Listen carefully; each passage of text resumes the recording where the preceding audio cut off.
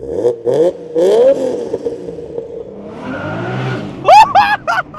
the heck?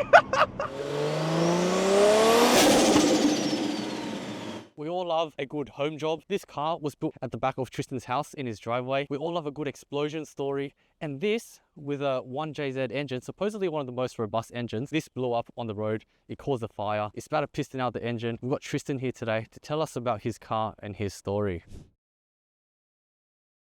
Welcome back to another episode of MDTV, guys. Today I've got Tristan here with me. Hey mate, how you going? Good, thank you. That's good, mate. Thanks for coming on the channel. Can you talk to us a little bit about your Mark II, how it came to you, and all the stuff that's been done to it? It's a 1997 Toyota JZX100 Mark II. So basically, I bought the car in 2016, so it was the first turbo car that I owned. So I went from a Pulsar SSS straight into this car. At the time, I guess they weren't sort of super common. I think I saw one or two chasers at a meet, and then my friend said to me, hey, the Mark II is way cooler, you gotta get one of them. So I began a journey trying to look for one overseas. So I went through the auction process. Didn't have much luck finding anything that was clean and what I wanted. So I wanted like factory manual, factory 1J. Finding that combination was a bit hard. I pretty much resorted to DMing people on Facebook, and eventually an owner of this car got back to me. He said, yeah, I'll sell it to you. So 2016, flew to Adelaide.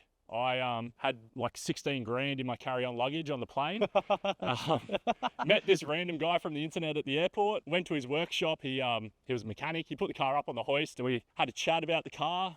Everything checked out. So I ended up giving the owner the money for the car, and then about a week later he shipped it to Sydney for me. Lucky you didn't have to drive from Adelaide all the way to Sydney. Hey, I was a bit paranoid at the time. I thought, dodgy mechanic, can't trust him. No, it was a really honest car to be fair. And then I owned the car sort of in stock form for maybe like a year or two, and I was trying to think of ways like what I wanted to do, like my sort of first round of modifications. I wanted to keep it stock looking underneath the factory J pipes. Everything looked factory, but it was all aftermarket, so all the fab work was done by Third Strike Fabrication. So it was a really clean looking motor, like everything looked factory, but had a 3076, tuned it on E85, made about 350 kilowatts, and then I kept it in that state for about 2.5 years. And then sort of as you alluded to earlier, in that time, one day I was just driving it to the gym, and then all of a sudden the car literally exploded. So through a piston out of the block, multiple holes in the block. Multiple holes, not just multiple one. holes, yep. Out the bottom, out both sides. Oh my God, how many pistons did it throw out? I think 2 pistons went out in total. Holy shit.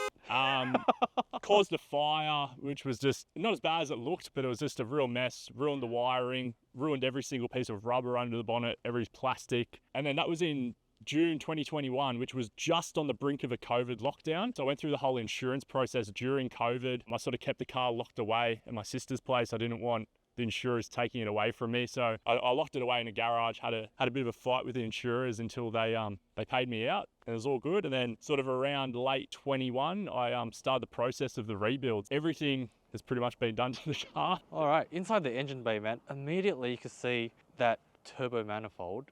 That's heck, it looks like some banana magic wizardry going on there. So I believe it's 347 stainless steel, so it's a Hypertune cast product. Yeah, so basically it's got a stainless collector, and then that's obviously a custom manifold done by Third Strike Fabrication. Definitely big shout out to him. All the fabrication's been done by him over the years in the sort of first iteration of the build, and then this second time round. Yeah, so he's done everything, like everything under the bonnet. It kind of looks how it should, but there's definitely lots of bits and pieces that have been fiddled with. I do go for the understated look. At the same time, like there's a lot of, I guess, little attention to detail things, like all the intake manifold that's been shaved back, so unnecessary holes are plugged up and shaved bac. Cam covers are a factory, but then again, they're meant to have like breathers going across, holes through here. They've all been welded and shaved. It's obviously got like aftermarket radiator, thermo fans. Normally a 1J has a big clutch fan on the front, so sort of cleans up the look of the engine bay a bit. Bit of a JDM car nerd from back in the day, so it's got like the ARC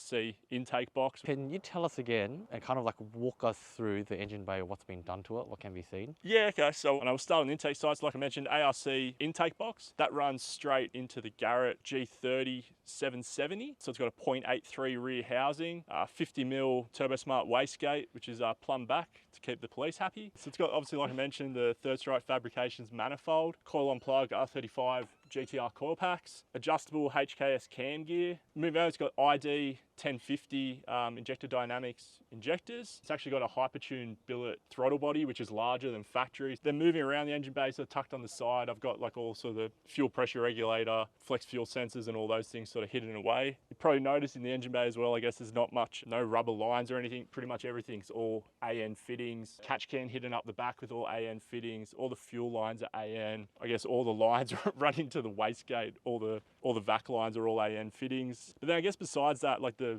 battery relay box, all of that's sort of in its factory location, sort of brand new overflows and power steering reservoirs, things like that to sort of, I guess, hint to the fact that is it stock, is it not? Yeah. Which is sort of how I like to do things. And I guess one sort of funny detail, I don't know if you can pick it up on the camera, but That's the dipstick. Original dipstick from the fire. So that's my sort of relic that sort of harks back to the history of the car. So I do have a brand new one at home, but then one of my mates said, nah, man, you got to run the burnt one. A lot of character in that one. So she's been through the wars, that dipstick. And what's this plastic tank over on the side with the pink lines? This one here.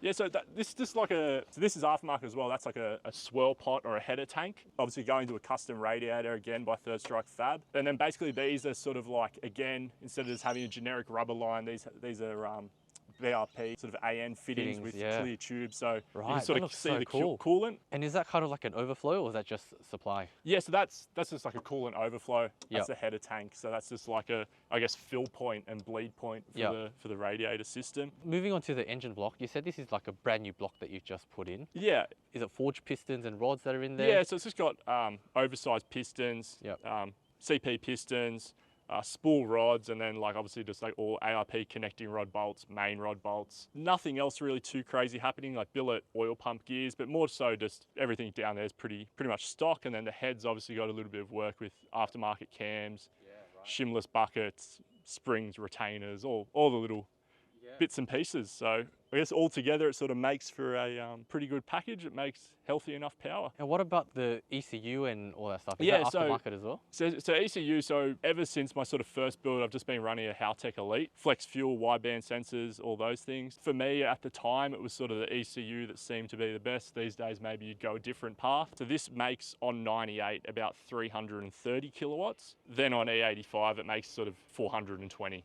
So 90 kilowatt difference, that's hectic, man. So that's on 24 pounder boost, so it's not too crazy. Wow, okay. The sort of limiting factor in this whole setup is probably just the fuel system. Right. So if I went bigger injectors, bigger fuel pump, I could be probably pushing quite a bit more power, but R154 gearboxes aren't known to be the strongest things in the world. 420 is plenty for now, and I want to try and keep the pistons inside the block this time. Right. So I don't want to push my luck just yet. No, you don't want to knock on the door from Rodney. Hey, are you able to talk to us about your exhaust from the engine all the way back, and then all the stuff that you've done underneath towards the rear? From the turbo back, it's a 3-inch stainless system. Depends who you ask. There may or may not be a cat in there, but yes, officer. Yeah, so it's pretty much a 3-inch system all the way to the back. The exhaust originally is a HKS super turbo system. Over the years, I've deleted mufflers out of it, changed majority of it, so it's not really the only sort of HKS remaining part is the rear can, which I sort of just like the look. It's a bit different to your normal Canon, I guess. The rear end of the car, the subframe, obviously when I was painting underneath the car, has been completely removed. It was then reinforced, painted. Then obviously the bushings, so the rear subframes got 0.9 bushings, the diff has 0.9 bushings, D-Max adjustable rear arms, basically all the rear ends adjustable. And then obviously like I mentioned before, the Shockworks coilovers. So besides that, suspension-wise, I guess everything's been played with to an extent, but it's nothing too crazy. I like to keep the setup pretty square, gives you good tyre life and grip to try and get some power down to the road. And then in terms of the diff, again, it's just a GT86, so the new 86s and BRZs actually share the same diff with this car from 1997. So it's pretty interesting. What the heck? The diff in the 86 and the BRZ, literally the only difference is the front bushings. So you change them out to these ones and it just swaps right in. It is the same diff. The advantage of going to the 86 diff, it gives you a slightly better ratio. So 411s versus I think factory like 39s. Yeah, right. So it gives you like a bit nicer ratio to sort of let it spool up a bit better. Also, an advantage of doing that is that you've got something with less Ks something newer as well. Longer 100%. life. Yeah. So Nice.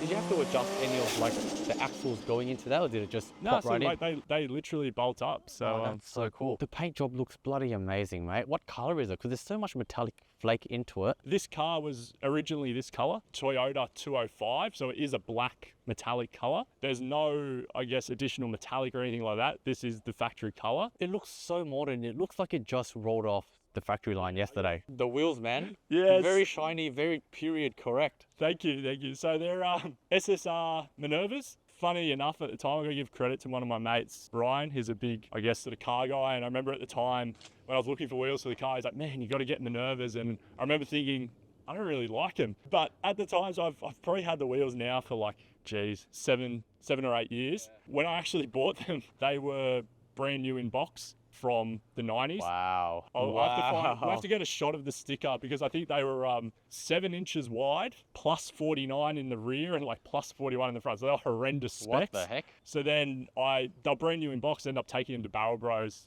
lips cut off, custom lips front and rear. Wow. So that's sort of how the fitment is not very, I guess to today's standards, not very stancy or anything like that, Yeah. but it sort of fits the car. Pretty funny because it's still got the stickers on the Wow, so inside. it had everything chopped. Now it's probably what, a 2-piece, 3-piece? Yeah, so they're a factory 3-piece wheel. Oh, right. Okay. So it's just, the lips outer lips were removed, new Yep. ones put on. And the new one's put on to extend the Yeah, width. to give it basically better width to suit the guards. And Oh my gosh. So it went from 7-inch. yeah, so obviously through the winding process, you end up with funny sizes. So I think in the back, it's essentially like a 10-inch. Yeah. And in the front, we're at a 9-inch wide. Wow. In terms of offset, I couldn't tell you, but Yeah. I don't know. It looks Have a pretty look flush. for yourself. It fits all right. Yeah.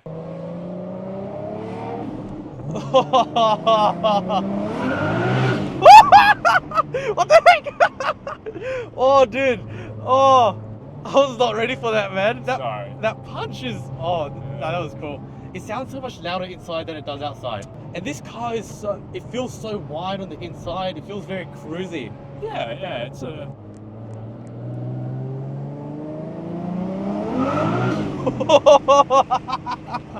Damn.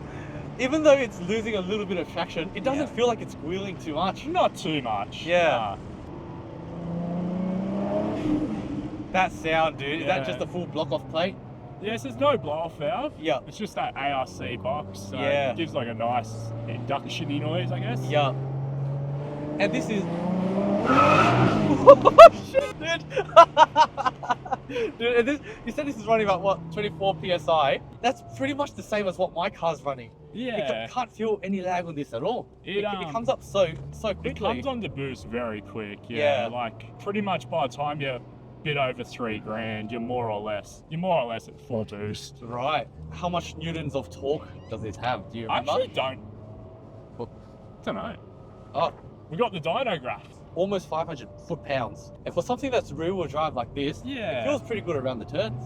Like even over like little bumps and stuff, like it's not uncomfortable. Yeah. It's definitely And you said these are the Shopwork coilovers. yeah, Shockwave coilovers. I've had them for a while. Like big fan. Yeah. Like not very aggressive spring rates at all. It feels so comfortable, man. Yeah, like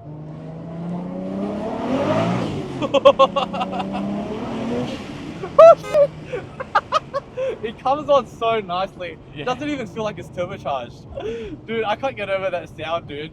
yeah, it's nice. Oh. And do you don't daily this car, hey? Nah, not anymore. Yeah. I did for a few years. I can't get over how comfortable this is, man. Yeah, like Even the over speed that bump, hump, that was yeah. nothing. Yeah, it just soaks it up. Yeah. It's a bit boring if you have to go 1k an hour everywhere because you're worried about scraping. Like, Yeah. you just want to be able to drive it. Yeah. God, that sounds so good, Yeah. man. Dude, this would be so fun through the mountains. Yeah, like maybe if I had some stiffer coilovers and probably stiffer coilovers, it'd probably be Very good alright for the around the track. Yeah. But then again, that would like take away the comfort of it. Yeah, And the comfort factor's like Yeah. half the fun. You say you don't take this on the track anymore anyway. Nah, probably not. So it sounds, it feels very good for the purpose of it. See, that was a giant hump over my car. Yeah. You'd be like, but yeah, like that it soaked soaks it it up. up. Considering like the rear is basically solid mounted, it's pretty quiet. and like it looks so small from the outside. On the inside though, it's so Yeah. spacious. Well, where'd you get this tune? Tunesmith. So, They've done a Mitch. really good job, man. It comes Yeah. up so quickly. Yeah, and yeah. it keeps pulling. It doesn't feel like there's an end to it. Yeah, you probably don't want much more power. Yeah, I definitely don't need it. It was 420, man. That's way more than enough. Thanks for coming out on the channel, man. It's been fun. Yeah. Thank you very much. Thanks, guys, for watching. Stay tuned for future cool episodes, guys. See you in the next episode. Thank you.